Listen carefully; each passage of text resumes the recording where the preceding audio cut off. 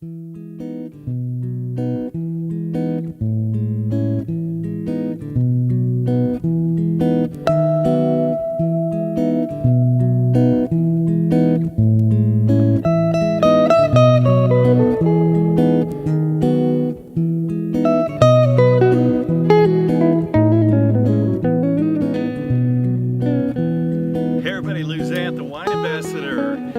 to you about our February collection. I don't know about where you're from, but up here in the wine country, spring has sprung. And nothing's better than to hang out on a beautiful sunny day in the afternoon and just enjoy something to sip on. I've got two wines that are definitely porch pounders that I want to talk to you about today. First, we're going to introduce a Moscato wine. Moscato has just taken off in this country. People are loving Moscatos, and this was the best of the best. This was the best Moscato I could find.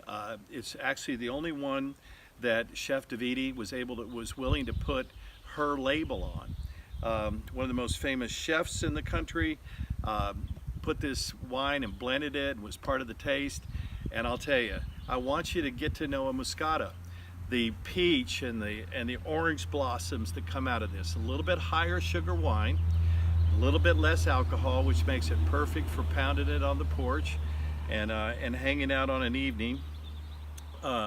These pair incredibly with ripe cheeses, some Roqueforts, some blue cheeses, any of the ripe foods, and then of course a nice fatty meat, prosciutto or salami to blend with it.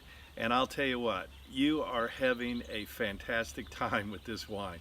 You're gonna love it, and I'm so excited that you get to start trying a really high-end Moscato.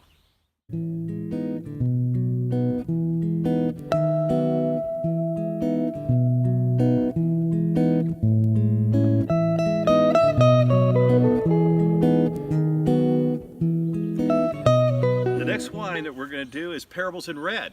A lot of you have tried the Parables in White, the Chenin Blanc Viognier blend.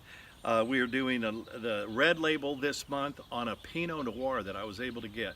This Pinot comes from Anderson Valley, the same valley that the high-end Lindy that's in the Grand Cru package comes from. The valley where this comes is the perfect situation of moderate climate that Pinot Noir loves.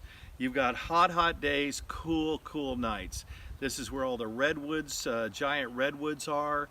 You've got the ocean breeze coming in, and this has all the notes checked off. It's soft, it's velvety, it's strawberry.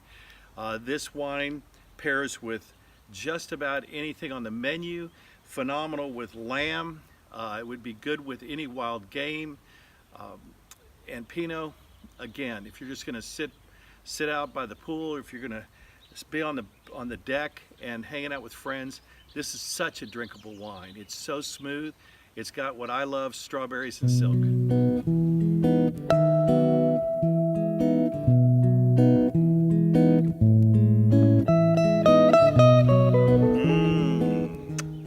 A lot of you remember the Alexander Beck Merlot we had from Paso Robles.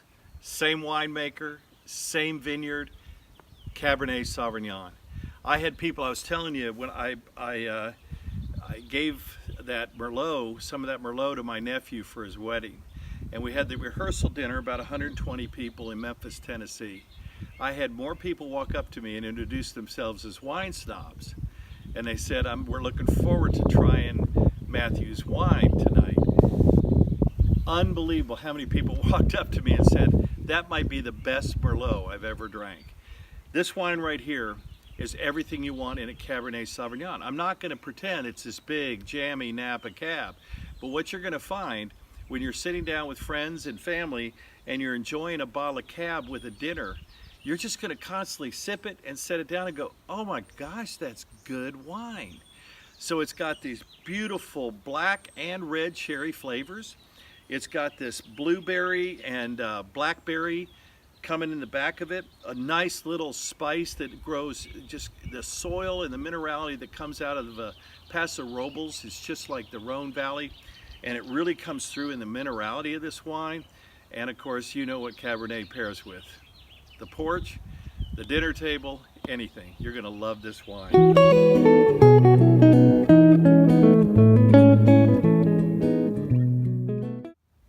Well, needless to say, I'm pretty excited.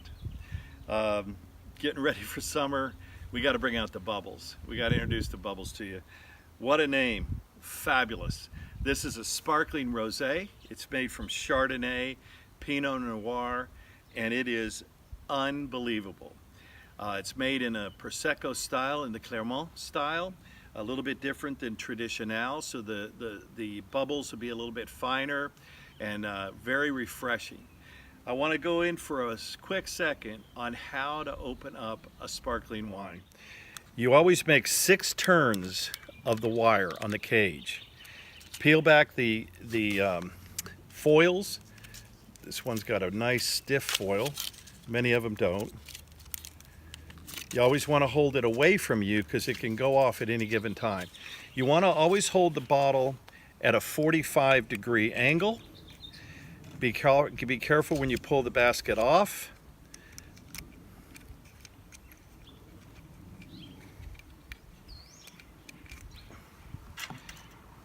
And then squeeze it with your hands, and again at that angle.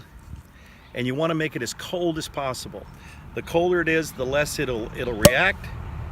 And notice you won't have all that wasted wine coming in. So as we pour a glass of the celebratory bubbles, it's a great thing to end every single day with a beautiful bottle of sparkles. Oh, I can't wait for you to try this. You're gonna love it.